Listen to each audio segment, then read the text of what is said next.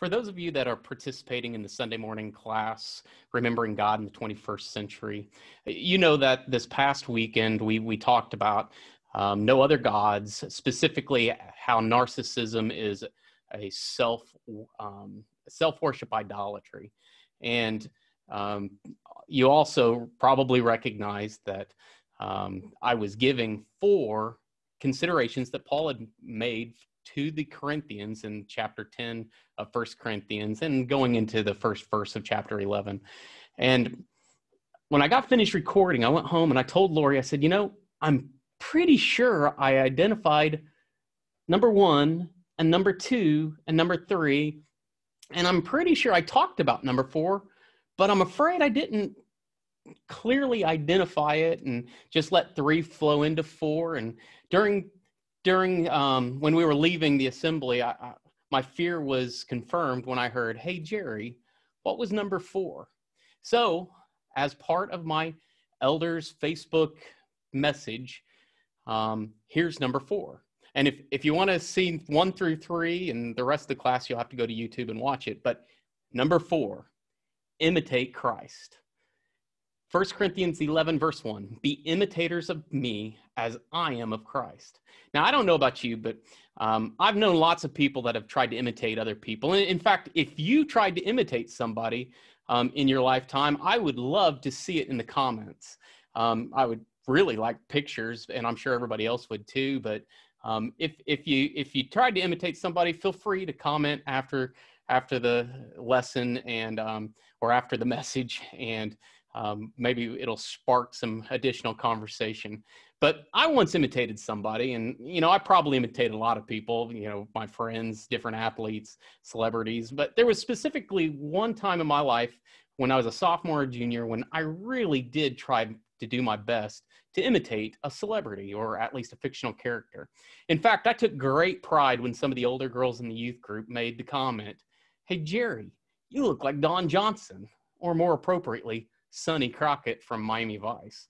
Now, it is a blessing that digital cameras and cell phones were not a thing back then, and hopefully nobody will be able to share pictures on here from back then. But, we probably all know people that took similar measures that I was taking back then. In Lincoln, Nebraska, when I was in York College, there was a guy that he was dead ringer, did everything he could, looked, dressed, did everything he could to be George Michael.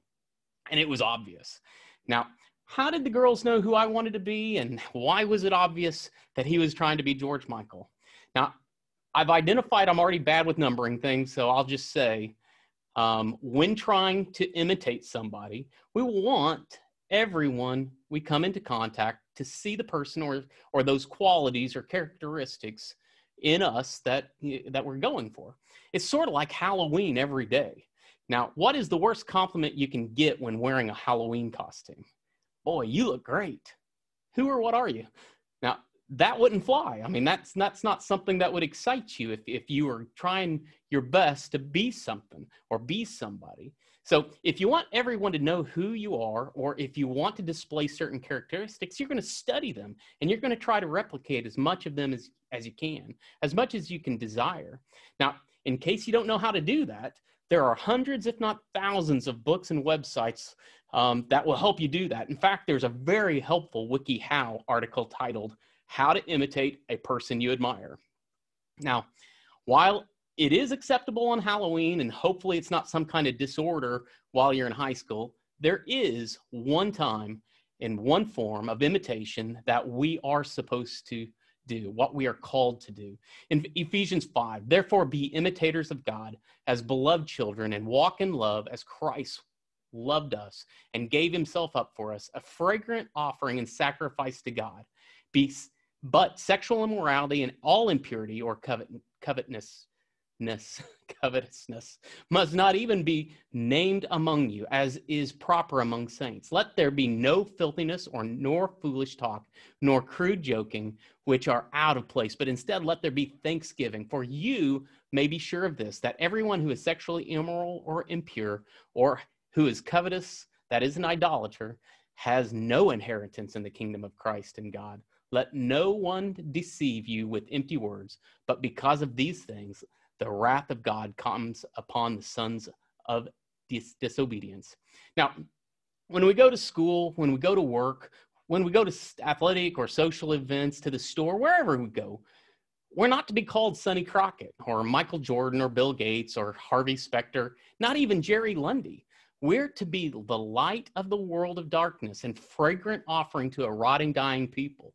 So the conclusion to Sunday's class should have said, number 4, imitate Christ, walk in love, love Jesus as Jesus loved us, love others and Jesus loved us.